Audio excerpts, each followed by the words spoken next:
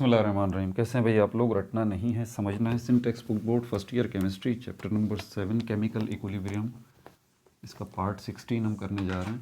Chemical equilibrium part 16। Copy pencil ले लीजिए, lecture को नोट करना है और मुस्कुराते रहना है। MCQs। अब आप बोल रहे होंगे सर MCQs तो हो गए, कॉलेज में भी हो गए, एकेडमी में भी हो गए, PDF में भी, बुक के पीछे भी MCQs तो मौजूद हैं। निशान लगा लिए, काम बन गया। बस आगे बात करें। वीडियो बंद कर दें भाई। फिर आप अगर आप MD कैट एस्पायरेंट हैं तो आपकी सोच ऐसी हो ही नहीं सकती। आप तो ये जानना चाहते हैं कि सर क्यों, यही जवाब क्यों आया, यही जवाब क्यों आया, यही जवाब क्यों आया। इस क्यों का जवाब आप चाहते हैं, ठीक है? इसलिए मेरे साथ रहिए। पेज नंबर 162 खोलिए, मैं बताता हूँ। पहला MCQ जो है आपको बताता है, पहला वाला आपको बता रहा है, in the equilibrium system of phosphorus pentachloride, phosphorus pentachloride, ठीक है, इससे क्या बन रहा है? फॉस्फोरस ट्राइक्लोराइड बन रहा है और क्लोरीन गैस बन रही है, ठीक है। ये तो हो गया। The correct relationship between Kc and Kp। Kc equilibrium constant कहलाता है और Kp भी इक्विलिब्रियम कांस्टेंट है, लेकिन गैसेस के लिए, उनके पार्शियल प्रेशर्स के लिए। Kc और Kp के अंदर यही फ़र्क है। तो यहाँ पर Kc एंड Kp, अब यहाँ पर अगर हम देखते हैं Kp को, अगर देखना ये जो पार्शियल प्रेशर से मुतालिक है, गैसेस से मुतालिक है, तो मोल्स पे नज़र रखा करें आप। मोल्स यहाँ पर देख लें, रिएक्टेंट साइड है और ये प्रोडक्ट साइड है। फंडामेंटल कॉन्सेप्ट Kp का यही है, ठीक है, जो कि पार्शियल प्रेशर से मुतालिक है। यहाँ पर देखें, इस साइड पे एक ही मोल है, टोटल निकालना पड़ेगा। यहाँ एक ही मोल है, यहाँ 2 मोल हैं, एक मोल ये रहा, एक मोल ये रहा, तो यहाँ पर टोटल मोल कितने हुए? 2 मोल। तो ये साइड भारी है, right hand side, left hand side हल्की है, ठीक है। तो पार्शियल प्रेशर्स के अंदर इस चीज़ को बड़ा नोटिस किया जाता है। जबकि अगर हम Kc पॉइंट ऑफ व्यू से देखते हैं, Kc पॉइंट ऑफ व्यू से देखते हैं, तो हम ये नहीं देखते कि इधर मोल ज़्यादा हैं या इधर कम है, ये नहीं देखते हम। उसमें तो हम कंसंट्रेशन का रेशियो देखते हैं कि दोनों साइडों पर रिएक्टेंट और प्रोडक्ट की कंसंट्रेशन का रेशियो बराबर होना चाहिए। पार्शियल प्रेशर जो है इसके अंदर, Kp के अंदर जो है, वो मोल्स का कॉन्सेप्ट देखा जाता है। तो इस पॉइंट ऑफ व्यू से यहाँ पर हम देख रहे हैं कि ये Kp जो है ना, ये ग्रेटर देन है Kc से। वजह क्या है इसकी? आप इसकी प्रोडक्ट साइड देखें, यहाँ टोटल 2 मोल हैं और यहाँ पर 1 मोल है, ठीक है। तो इस पॉइंट ऑफ व्यू से ये Kp जो है ये ग्रेटर देन है Kc से, ठीक है। क्यों का जवाब मिल गया। दूसरे वाली देखते हैं हम। तो इसमें आप किस पे टिक लगाएंगे? इसमें आप जो ये A ऑप्शन है, Kp is greater than Kc, इस पर टिक लगा लें। सेकंड वाला जो है हमारे पास, इसमें उसने बोला है the equilibrium of which of the following reaction would not be affected by an increase in pressure. इनमें से कौन सा केमिकल रिएक्शन ऐसा है जिसमें प्रेशर के बढ़ जाने से कोई भी फ़र्क उसके ऊपर नहीं पड़ेगा। अब ये सोचने वाली बात है, इक्विलिब्रियम इस्टेब्लिश हो चुका है, प्रेशर आप इंक्रीज़ करेंगे तो फ़र्क नहीं पड़ेगा जी। एक केस ऐसा है जिसमें इक्विलिब्रियम आपका डिस्टर्ब नहीं होगा और वो पार्शियल प्रेशर से मुताल्लिक है, Kp से मुताल्लिक है। समझ में आ रही है बात आपको? ये Kp जो है, ये वाला मामला Kp, ठीक है। इसके अंदर अगर आप प्रेशर बढ़ाते हैं तो आपका इक्विलिब्रियम जो है वो, बढ़ाते हैं या घटाते हैं, आपका इक्विलिब्रियम जो है वो डिस्टर्ब नहीं होगा। लेकिन ये कब होगा? मोल्स अगर बराबर होंगे, दोनों साइडों पे बराबर होंगे, रिएक्टेंट साइड के मोल बराबर होंगे प्रोडक्ट साइड के मोल के। अगर ऐसा आपको इक्वेशन में नज़र आ रहा है तो आप समझ जाइए कि यहाँ पर प्रेशर के बढ़ाने से घटाने से कोई भी फ़र्क नहीं पड़ेगा इक्विलिब्रियम के ऊपर। Kp से मुताल्लिक है ये, ठीक है भाई। तो यहाँ पर हमारे पास ये 5 इक्वेशंस जो लिखी हुई हैं, इनमें से सिर्फ ये वाली इक्वेशन ऐसी है जिसके रिएक्टेंट और प्रोडक्ट जो है वो बराबर है। मैं लिख देता हूँ यहाँ पर, नाइट्रोजन गैस जो है वो रिएक्ट कर रही है ऑक्सीजन गैस के साथ, ठीक है, और नाइट्रिक ऑक्साइड जो है वो बन रहा है। अब इस साइड के मोल निकालने हैं आप। टोटल 1 मोल इसका है, 1 मोल इसका है, तो 2 मोल हो गए। रिएक्टेंट साइड पे, प्रोडक्ट साइड पे भी ये देखें 2 लिखा हुआ है, 2 मोल यहाँ भी होगा, तो बराबर वाला मामला हो गया। गैसेस के मामले में, उनके पार्शियल प्रेशर के मामले में, हम केपी के मामले में जब हम ये देखते हैं कि मोल जो है दोनों साइडों पे बराबर हैं, तो प्रेशर का कोई असर उस पर नहीं पड़ता। तो ये सी जो है इस पे आप टिक लगा लेंगे। तीसरे वाले पे चलते हैं। तीसरा वाला जो है आपको कह रहा है what happens to the value of K C when a catalyst is added to a chemical system at equilibrium. क्या होगा अगर आप जो है कोई इक्विलिब्रियम इस्टेब्लिश हो चुका है के सी पॉइंट ऑफ व्यू से, ठीक है, और आप वहाँ पर किसी कैटलिस्ट को अगर शामिल कर देते हैं तो इक्विलिब्रियम पे क्या फ़र्क पड़ेगा भाई? कोई भी फ़र्क नहीं पड़ेगा, ठीक है, कोई भी फ़र्क नहीं पड़ेगा। इक्विलिब्रियम कुछ भी उसमें इक्विलिब्रियम को डिस्टर्ब नहीं करेगा, सिर्फ रफ्तार में इजाफा हो जाएगा, स्पीड बढ़ जाएगी। लेकिन स्पीड बढ़ने का मतलब ये नहीं है कि रेशो भी डिस्टर्ब हो जाए, नहीं, ऐसी बात नहीं है। इक्विलिब्रियम इस्टेब्लिश हो चुका है, जो रिएक्टेंट और प्रोडक्ट के रेशो हैं वो अब भी बराबर हैं, सिर्फ रफ्तार बढ़ गई है। पहले 4 और 4 थे, अब जो है 8 और 8 हो गए हैं, बस, ठीक है। तो नो चेंज। यहाँ पर जो है आप किसको टिक लगाएंगे? डी को टिक लगाएंगे, ठीक है। यहाँ पर मैंने ऑप्शन नहीं लिखे, यहाँ पर जो है वो आप ए को देखेंगे जिसके अंदर के पी ग्रेटर देन के सी है, ठीक है। और दूसरे वाले के अंदर आप सी को देखेंगे, इसके अंदर नाइट्रोजन गैस रिएक्ट कर रही है, ठीक है, ऑक्सीजन गैस के साथ, और उसके नतीजे में क्या बन रहा है? उसके नतीजे में नाइट्रिक ऑक्साइड जो है वो बन रहा है, ठीक है। और सी में जो है तीसरे वाले में डी ऑप्शन है, ठीक है। It remains unchange, it remains unchange, कोई फर्क नहीं पड़ेगा। चौथे की तरफ चलते हैं। फोर्थ में आपसे बोल रहा था correct K S P expression of a sparingly soluble salt lithium oxalate, इसका नाम है लिथियम ऑक्जेलेट। तो correct K S P expression पूछ रहा है आपसे। ये एक्सप्रेशन वर्ड जब भी आए ना तो आप समझ जाइए आपसे फॉर्मूला पूछ रहा है। एक्सप्रेशन मतलब फॉर्मूला। तो करेक्ट फॉर्मूला क्या है? किसका फॉर्मूला? के एस पी का, के सी का नहीं। के एस पी याद है ना, सॉल्युबिलिटी प्रोडक्ट कांस्टेंट, के एस पी, जो आइंस से मुताल्लिक है। हम इस पे वीडियोस बना चुके हैं, तफसील से हमने बात की है इस पर। तो आइंस कौन प्रोड्यूस कर रहा है? यहाँ पर सॉल्ट्स प्रोड्यूस कर रहे हैं, ठीक है। और सॉल्ट दो कैटेगरी के होते हैं, एक रेडिली सॉल्ट होते हैं, दूसरे स्पेयरिंगली सॉल्ट होते हैं। रेडिली सॉल्ट वो होते हैं जो बहुत ज़्यादा मिकदार में डिज़ोल्व हो जाते हैं, जैसे कि सोडियम क्लोराइड। और स्पेयरिंगली सॉल्ट वो होते हैं जो बहुत थोड़ी मिकदार में डिज़ोल्व होते हैं। ये तफसीलात वीडियोस में बता चुका हूँ। तो ये बता रहा है कि ये लिथियम ऑक्जेलेट जो है ये स्पेयरिंगली सॉल्यूबल सॉल्ट, ठीक है, ये बहुत थोड़ा डिज़ोल्व होता है, बाकी डिज़ोल्व नहीं होगा। तो आपसे पूछ रहा है तो कौन सी एक्सप्रेशन जो है इसको रिप्रेजेंट करेगी? पहले मैं इसका नाम लिख देता हूँ, लिथियम ऑक्जेलेट, Li2C2O4, ये है lithium oxalate, Li2C2O4, lithium oxalate. अब इसको जब आप पानी में डिज़ोल्व करेंगे तो बहुत थोड़ा होगा, ठीक है। 2 मोल जो हैं वो लिथियम के बनेंगे, ठीक है, और 1 मोल जो है वो ऑक्जेलेट आयन का बनेगा। इस तरह से ये प्लस होगा और ये -2 होगा, -2। ये इसकी जो है वो इक्वेशन है। इक्वेशन बनानी ज़रूरी है भाई आपको, ठीक है। अब यहाँ पर इसकी एक्सप्रेशन अगर आप देखेंगे तो इसकी एक्सप्रेशन यहाँ पर हमारे पास बनती है, क्योंकि मेजर डिफरेंस है के सी के अंदर, के पी के अंदर, आपको पता है इस बात का, और के एस पी के अंदर।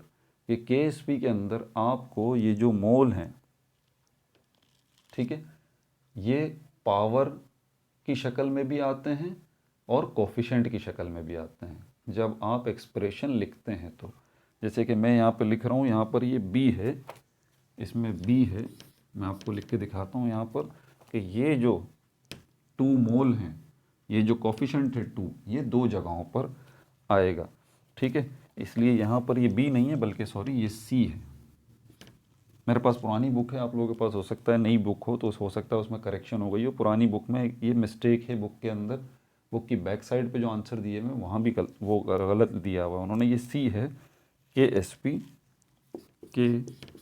एस पी बराबर है, यहाँ पर ये 2Li आएगा, ठीक है, 2Li, बल्कि ये भी नहीं है इसमें, तो बल्कि क्या होगा, हाँ मैं आपको बताता हूँ, इसमें ऑप्शन कोई भी नहीं दिया हुआ जी, बहुत अच्छे से मैंने इसको देख लिया, इसमें ऑप्शन जो है वो कोई भी नहीं दिया गया। अब जो मैं बता रहा हूँ उसको आप लिख लें, रट्टे वाले तो नहीं है ना, समझने वाले हैं, ठीक है, तो लिख लीजिए आप, इंशाल्लाह यही बिल्कुल सही होगा। ये प्लस है और यहीं पे जो है वो 2 आएगा, और इसके साथ ये ऑक्सिलेट आयन है CaO4, ये -2 है, बस ये होगा, बस ये होगा। और इसमें हमारे साथ एक चीज़ और भी है, ये हाँ आइंस की, इसमें भी एक करेक्शन कर लेते हैं। 1 मिनट मुझे ज़रा दें आप, 1 मिनट। ये हमारे पास जो है, हाँ बिल्कुल 2,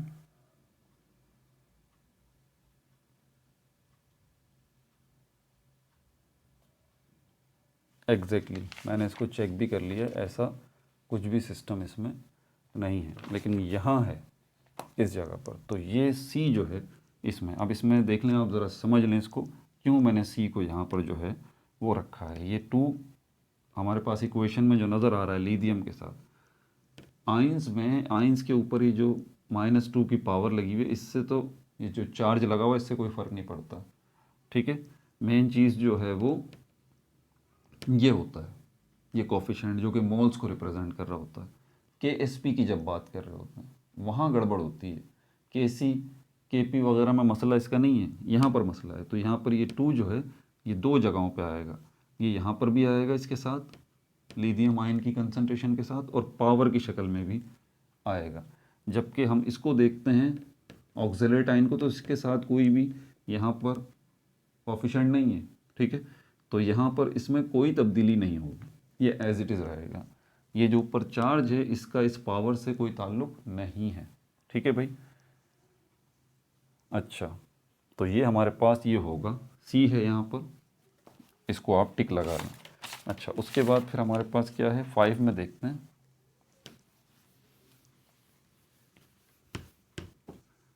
नंबर 5,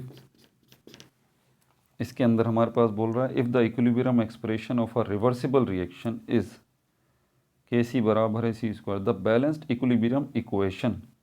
देखें, एक उसने आपको एक्सप्रेशन दी है, यानी कि फॉर्मूला दिया है, ठीक है, और नीचे जो उसने आपको ऑप्शंस दिए हैं वो इक्वेशंस दी हैं, केमिकल इक्वेशंस दी हैं, रिवर्सिबल केमिकल इक्वेशंस दी हैं। एक फार्मूला दिया है, एक्सप्रेशन दी है, और दूसरा रिवर्सिबल रिएक्शंस दिए हैं नीचे। तो ये पूछ रहा है कि इसके मुताबिक ये जो एक्सप्रेशन आपको दी जा रही है KC की, इसको आप देखें और इसके मुताबिक ज़रा बताएं कि ये कौन सा बनेगा। ये एक्सप्रेशन है, इसके मुताबिक इक्वेशन बता दें कौन सी बनेगी, तो मैं आपको बना के दिखा देता हूँ। ये वाली है, ये है हमारे पास डी, ऑप्शन है डी। इसको मैं जस्टिफाई भी करता हूँ अभी, A+B, ठीक है, फॉरवर्ड बैकवर्ड, और यहाँ पर आ जाएगा 2C। इसको देख लें और इसको देख लें। KC के अंदर हमारे पास जो मोल होता है, नंबर ऑफ मोल होते हैं, या ये कोफिशिएंट होता है इक्वेशन के अंदर, वो कहाँ जाता है, KC के अंदर वो जाता है पावर की शक्ल में। पहुँच गया, ठीक है। बाकी इनके साथ तो कोई कोफिशिएंट लगे हुए नहीं है, 1 तो लगे हुए हैं, 1 के अलावा कोई नहीं लगा हुआ ना A और B के साथ, तो इसके साथ भी हमने कुछ भी नहीं लगाया, ठीक है। अच्छा, दूसरी बात यहाँ पर यह है कि KC की वैल्यू के अंदर जो प्रोडक्ट होते हैं वो न्यूमरेटर में आते हैं, स्क्वायर ब्रैकेट्स में, और जो रिएक्टेंट होते हैं वो डिनोमिनेटर में आते हैं। तो बिल्कुल ये जो है इसको आप देखें तो ये एक्सप्रेशन जो है एग्जैक्टली इस इक्वेशन की है, जो कि डी ऑप्शन है, इस पर टिक लगा दें।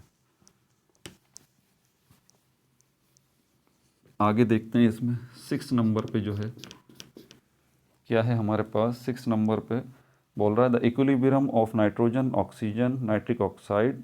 आगे उसने जो है वो आपको डेल्टा एच भी दिया हुआ है, ठीक है। ये मैं लिख देता हूँ यहाँ पर।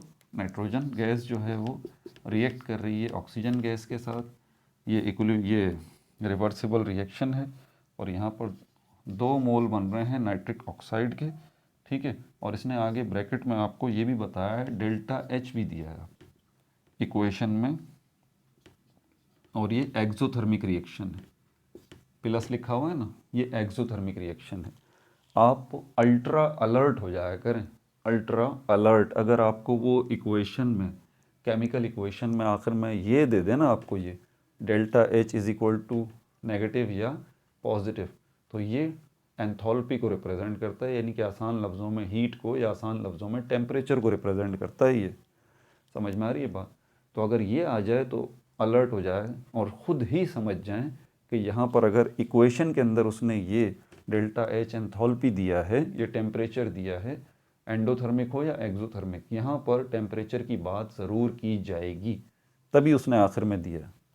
हर इक्वेशन में ये डेल्टा एच होता है, कोई भी इक्वेशन हो, लेकिन आपने बहुत कभी लगा हुआ देखा होगा, कभी आपने देखा होगा इसको नहीं लगाया जाता, ठीक है, लेकिन ये इक्वेशन का हिस्सा होता है। तो इस इक्वेशन के अंदर इसको अगर रखा गया है तो इसकी अहमियत है, ठीक है। और इसी के हवाले से वो आपसे यही पूछ रहा है कि इसी इक्वेशन के अंदर अगर हम देखते हैं the equilibrium of this equation is affected by change in, तो इसका इक्विलिब्रियम जो है, उस इक्विलिब्रियम के ऊपर, जो इक्विलिब्रियम इसमें एस्टेब्लिश हो चुका है, वो किस चीज़ से असरअंदाज होगा, कौन सी चीज़ उसको डिस्टर्ब करेगी, कौन सी चीज़ उसको मुतासिर करेगी, ठीक है, कौन सी चीज़ इसके इक्विलिब्रियम पर इफ़ेक्ट डालेगी। तो यहाँ पर उसने ऑप्शन दिए हैं temperature only, pressure only, both temperature and pressure, neither temperature nor pressure. तो इसमें सिर्फ ए है टेम्परेचर ओनली, सिर्फ टेम्परेचर जो है इसके ऊपर इफ़ेक्ट डालेगा। प्रेशर का यहाँ पर कोई असर होगा ही नहीं, ये बात मैं पहले ही बता चुका हूँ। क्यों? क्योंकि ये गैशियस फॉर्म है, ये भी गैस है, ये भी गैस है, ये भी गैस है। गैसेस की बात होती है, पार्शियल प्रेशर की बात होती है, और टोटल मोल जो इस साइड पर हैं वो 2 मोल हैं। प्रोडक्ट साइड पे देखें तो यहाँ भी 2 मोल हैं। अगर मोल दोनों साइडों को बराबर हैं तो प्रेशर से तो कुछ भी फ़र्क इसके ऊपर नहीं पड़ेगा। एक ही ऑप्शन रह जाता है टेम्परेचर ओनली, के टेम्परेचर से फ़र्क पड़ेगा अब इसके ऊपर। तो यहाँ पर जो ए है इसमें लिखा हुआ है टेम्परेचर ओनली, टेम्परेचर ओनली, इस पर टिक लगा दीजिए। जो 7th वाली हमारे पास अभी है वो हमारे पास क्या है, इन द रिएक्शन, एक रिएक्शन है, ठीक है, द इक्विलिब्रियम कांस्टेंट के पी बराबर है के सी के, बिकॉज अब यहाँ पर उसने एक आपको रिएक्शन बताया है। कौन सा रिएक्शन है 7 में? ये ए प्लस बी, रिवर्सिबल का साइन आ गया, और इसके साथ 2C। अब यहाँ पर आपसे पूछ रहा है कि Kp जो है वो बराबर है Kc के, Kp जो है वो बराबर है किसके? Kc के। अब ये कब मुमकिन है कि जब Kp और Kc जो है वो दोनों बराबर हो जाएं, तो ये तभी मुमकिन है जब ये ज़ीरो होगा, ये ज़ीरो होगा, तभी Kp और Kc बराबर होंगे। अब ये क्या है भाई? ये है डेल्टा n, रिप्रेजेंट करता है sum of product, sum of moles of product, sum of moles of product minus sum of moles of reactant.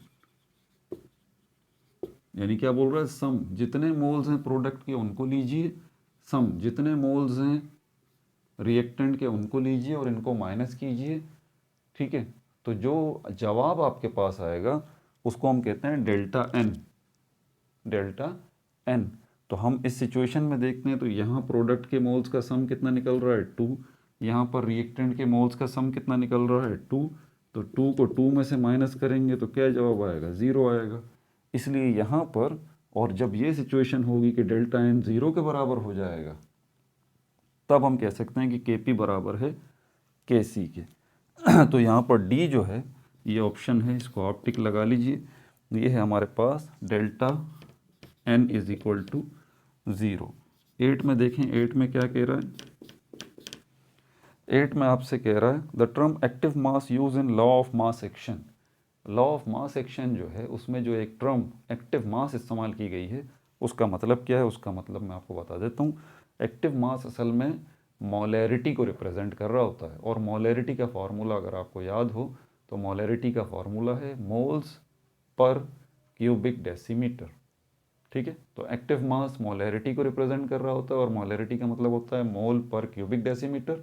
और यहाँ पर ये ऑप्शन है आपका सी वाला, सी यहाँ पर लिखा हुआ है मोल पर क्यूबिक डेसीमीटर, मोल पर क्यूबिक डेसीमीटर।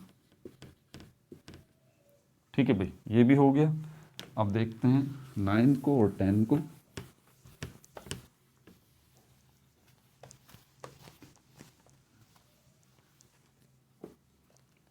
नाइन जो हमारे पास है, 9 है हमारे पास sodium chloride when added to an aqueous silver chloride solution. एक सोल्यूशन है, ठीक है, ऑलरेडी बना हुआ है।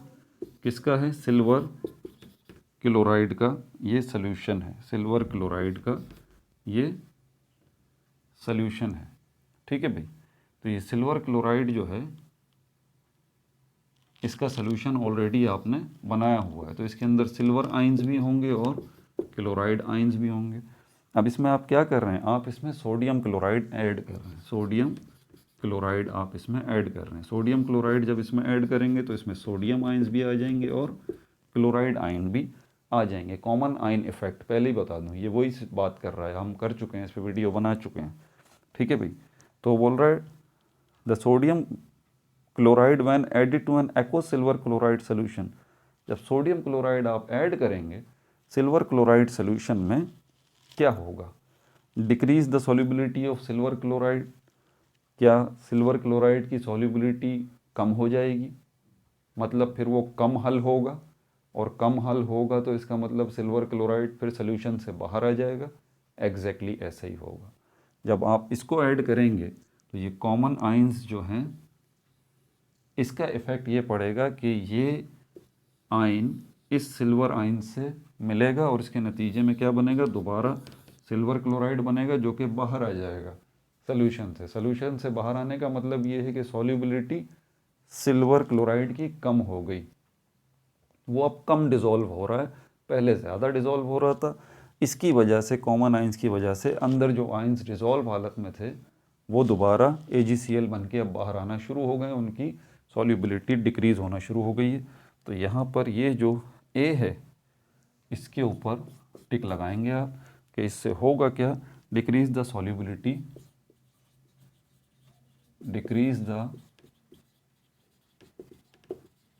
Solubility of silver chloride. Silver chloride की सॉल्युबिलिटी कम हो जाएगी, इसलिए ये सिल्वर क्लोराइड बाहर निकल आएगा। नंबर 10 लास्ट वाला देख लेते हैं, इसमें क्या बात की है। Some reactions are nearly to completion in the forward direction and identified by their very high value of Kc। ये भी हम वीडियोस में डिस्कस कर चुके हैं कि अगर Kc की वैल्यू जो है बहुत ज़्यादा हाई निकल रही है तो इसका मतलब ये होता है कि अब इक्विलिब्रियम इस्टेब्लिश हुआ ही चाहता है, मतलब थोड़ी ही दूरी पे इक्विलिब्रियम रह गया है, बस थोड़ा ही टाइम लगेगा, इक्विलिब्रियम इस्टेब्लिश हो जाएगा। तो ये A जो है ये इस पे टिक लगा दीजिए आप, very high value, very high value of Kc। ठीक है भाई, समझने वाले बनिए, रट्टे वाले नहीं बनिए, कोई फ़ायदा नहीं है। रट्टे लगाने का कॉन्सेप्ट्स लें। अगर आप MD-CAT एस्पायरेंट हैं और अपने फ्यूचर से सिंसियर हैं तो ठीक है भाई, अपना बहुत ज़्यादा ख्याल रखिएगा। No like no subscribe, only share.